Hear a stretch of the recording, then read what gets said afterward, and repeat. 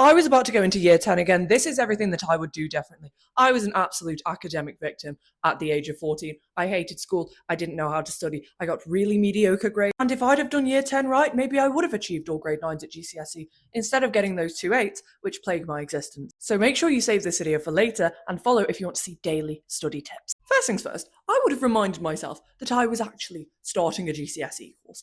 Everything that I was about to learn could be assessed in the real exam. You do naturally build on those things that you did in Key Stage 3. So for example, for GCSE maths, you need those numerical foundations that you have been studying for the last 3 years. Basically just get that through my head and stop messing around like I was in year 9. I would also remind myself that the content that you learn in year 10 is going to be easier than the content that you learn in year 11, and that you need to understand it this year to build on it next year. Imagine that year 10 lays those foundations and year 11 is like building the house. If you don't understand certain things in year 10 in all of your subjects in like GCSE science, the stuff that you do next year is not going to make much sense. I'm not saying revise from the very start of year 10, but I am saying take your end of topic tests seriously. Really learn how to revise. Use this year as an opportunity to learn what revision strategies are working for you, for your end of topic tests and for your end of year mock. Do you like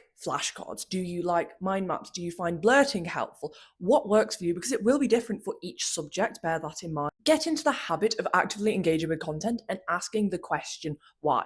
Why are you learning this? Why do things happen? What do they relate to?